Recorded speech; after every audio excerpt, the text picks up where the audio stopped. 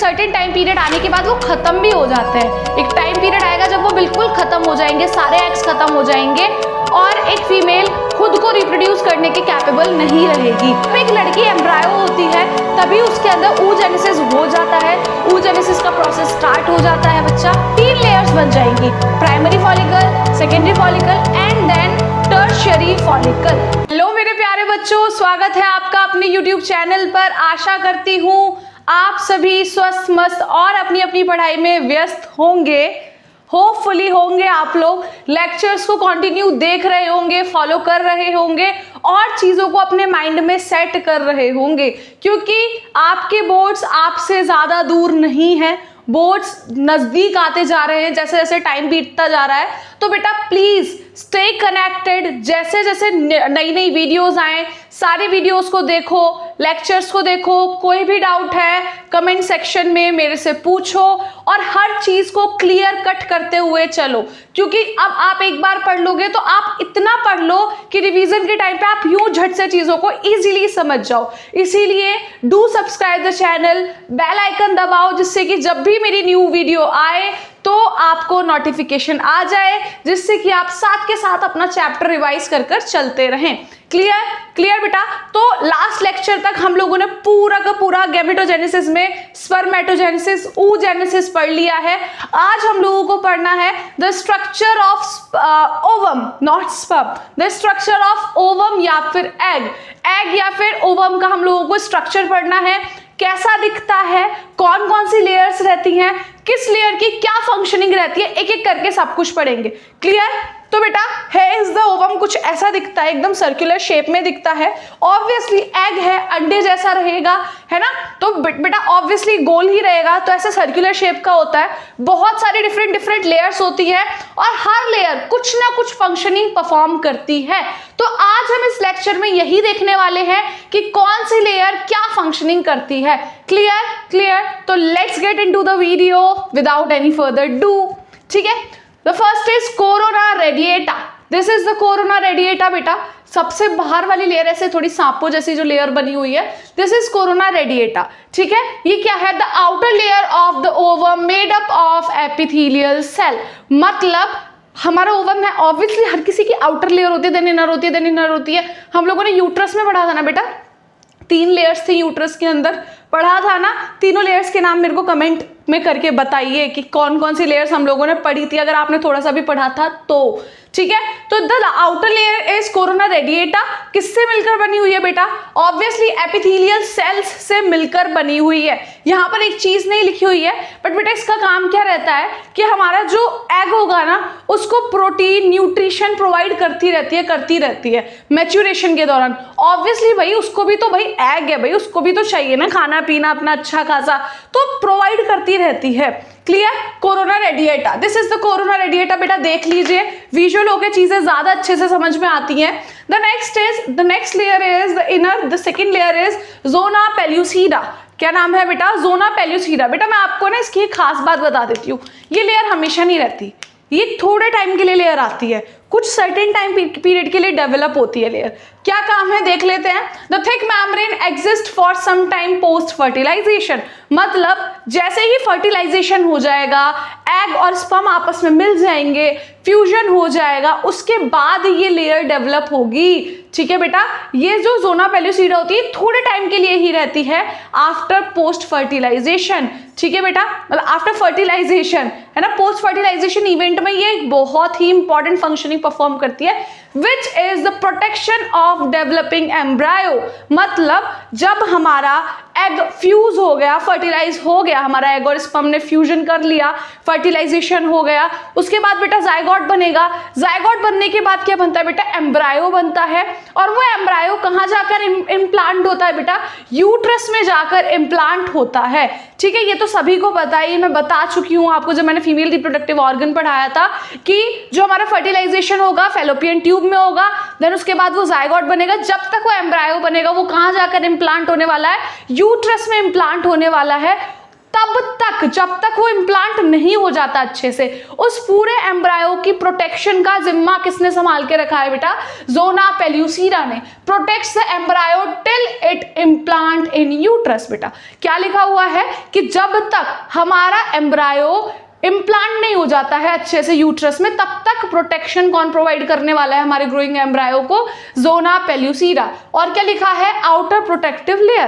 Basically obviously protect कर रही है ना बेटा, वो हमारे पूरे एम्ब्रायो को ऊपर से प्रोटेक्ट, एक शील्ड प्रोवाइड कर रही है प्रोटेक्शन की, तो इसीलिए इसको क्या बोला गया है? Outer protective layer. क्लियर बच्चा? This is zona pellucida. Look at it, इस पे अच्छे से देखिए। The next layer is just next to the corona radiata. ठीक है, the next is vitelline membrane. Vitelline membrane के बारे में देख लेते हैं क्या है। A thin membrane that regulates what substance enter and exit the ovum. अब बेटा आप लोगों ने सेल चैप्टर पढ़ा होगा क्लास 9th में, पढ़ा था ना? उसके अंदर आप लोगों ने एक मेम्ब्रेन पढ़ी थी, विच इज सेल मेम्ब्रेन या फिर प्लाज्मा मेम्ब्रेन, कुछ भी बोल लेते हैं। सेल मेम्ब्रेन भी बोलते हैं और साथ में प्लाज्मा मेम्ब्रेन भी बोलते हैं। उसका क्या फंक्शनिंग थी? उसकी फंक्शनिंग थी it maintain the permeability of the cell. वो परमिएबिलिटी को मेंटेन करती थी। मतलब भाई एक क्लासरूम है, क्लासरूम में टीचर पढ़ा रहा है, जब तक टीचर की मर्जी, लाइक टीचर से परमिशन के बिना कोई बच्चा बाहर नहीं जा सकता।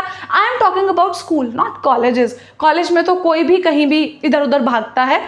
I am talking about schools बेटा, योर KGs to 12, है ना? क्या होता है कि टीचर से परमिशन के बिना कोई बच्चा बाहर कदम भी नहीं रख सकता, और टीचर की परमिशन के बिना बाहर से कोई बच्चा तो छोड़ो, कोई दूसरा टीचर भी एंटर नहीं कर सकता जब तक एक टीचर अलाउ नहीं करेगा। ऐसा ही होता है, ऑब्वियसली ऐसा ही होता है। ऐसे आपके घर में सीन्स होते हैं, आपके घर में कोई आ रहा है तो आपकी परमिशन से आ रहा है ना, आपकी परमिशन के बिना तो कोई ऐसे ही नहीं घुस जाता है ना बेटा? हमारे यहाँ ऐसा ही होता है, होपफुली आपके यहाँ भी ऐसा ही होता होगा बेटा, हर जगह ऐसा ही होता है। तो द थिंग इज कि हमारा काम क्या है कि हम अलाउंस देते हैं। लाइक टीचर्स का काम क्या? अलाउंस देंगे कि बाहर की कौन सी चीज जरूरतमंद है वो अंदर आए, कौन सी चीज की जरूरत नहीं है वो बाहर, मतलब जिसकी जरूरत नहीं है उसको हम बाहर फेंक दें, या फिर जिसकी जरूरत है उसको उधर बिठा कर रखें। जैसे होता है ना, कई बार कुछ शैतान बच्चे होते हैं जो क्लास को बहुत ज्यादा डिस्टर्ब कर रहे होते हैं, लाइक जो बाकी के बच्चे हैं ना उन्हें भी नहीं पढ़ने देते, इतना ज्यादा डिस्टर्ब करते हैं। तो टीचर को गुस्सा आता है, टीचर क्या करता है? उन शैतान बच्चों को उठा के बाहर निकाल देता है कि get out of the class, मेरे को पढ़ाने दो, मेरे को कॉन्सेंट्रेट करने दो, तुम मेरे को बहुत अनकंफर्टेबल फील करा रहे हो। ऐसा ही होता है। मैं तो जनरली बीइंग अ टीचर यही करने वाली हूँ, यही करती हूँ। मैं बाहर निकाल देती हूँ क्लास से, ठीक है डिस्टर्ब मत करो, बाकी बच्चों को भी पढ़ने दो, उनको भी डिस्टर्बेंस क्रिएट हो रहा है।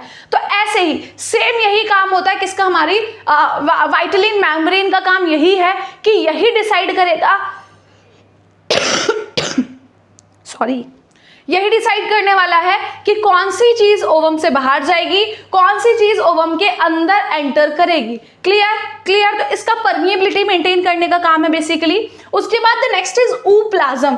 ooप्लाज्म, ये बीच में फ्लूइड दिख रहा है बेटा आपको, this is ooplasm, this is ooplasm. Ooplasm cytoplasm एक जैसा लग रहा है ना? ooप्लाज्म साइटोप्लाज्म, प्लाज्म दोनों का सेम है। हम लोगों ने ये भी सेल चैप्टर में पढ़ा था क्लास 9th में कि भाई साइटोप्लाज्म क्या होता है? एक फ्लूइड प्रेजेंट होता है जो कि कहाँ रहता है? न्यूक्लियस के बाहर रहता है, सेल के अंदर रहता है। तो ये भी कुछ ऐसे ही प्रेजेंट है। दिस इज द न्यूक्लियस, की न्यूक्लियस के बाहर प्रेजेंट है और सेल के अंदर प्रेजेंट है। क्योंकि यहाँ पर हम ओवम की बात कर रहे हैं तो इसलिए यहाँ पर जो स्टार्टिंग की टर्म है वो ऊ ले लिया है। ooप्लाज्म बिल्कुल मिलता जुलता होना चाहिए ना बेटा? तो दिस इज ooप्लाज्म। इसका फंक्शनिंग देख लेते हैं। Cytoplasm of ovum supply nutrients to the growing embryo. मतलब जो एम्ब्रायो बनेगा उसको बहुत सारा न्यूट्रिएंट प्रोवाइड करना है। फूड तो नहीं, बेसिकली हेल्दी चीजें प्रोवाइड कर रही है। तो वो कौन प्रोवाइड करने वाला है बेटा? साइटोप्लाज्म प्रोवाइड करने वाला है ग्रोइंग एम्ब्रियो को, नॉट लाइक फीटस, पूरा बच्चे को नहीं। I am talking about only embryo. Embryo को कौन न्यूट्रिएंट प्रोवाइड करेगा बेटा? ooप्लाज्म प्रोवाइड करेगा। ooप्लाज्म को साइटोप्लाज्म ऑफ ओवम भी कहा गया है।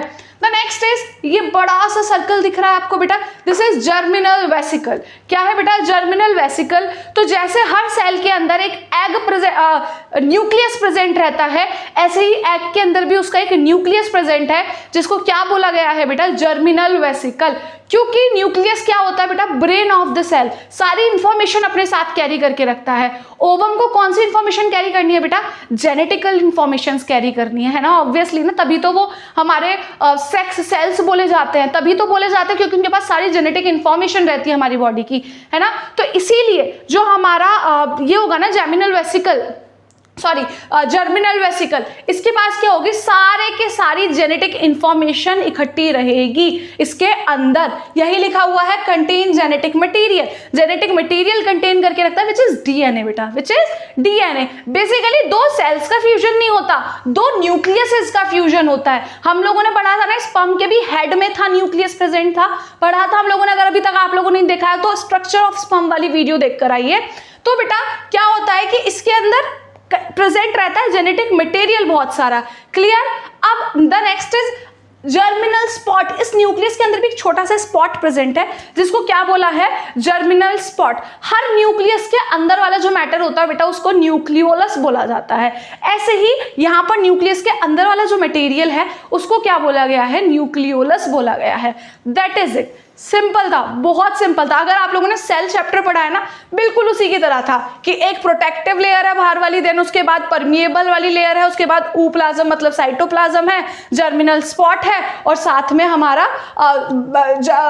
जर्मिनल वेसिकल है, जर्मिनल वेसिकल, उसके अंदर जर्मिनल स्पॉट। क्लियर बेटा? तो यही था आज के लेक्चर के बारे में। होपफुली आपको सब कुछ इजीली और क्लियरली समझ में आया होगा। नेक्स्ट लेक्चर में हम लोग मेंस्ट्रुअल साइकिल को कवर करेंगे। That is it all about this video. Hopefully everything is clear to you all. Thank you so much for watching. If you guys like the video, do like, share and subscribe the channel. Thank you.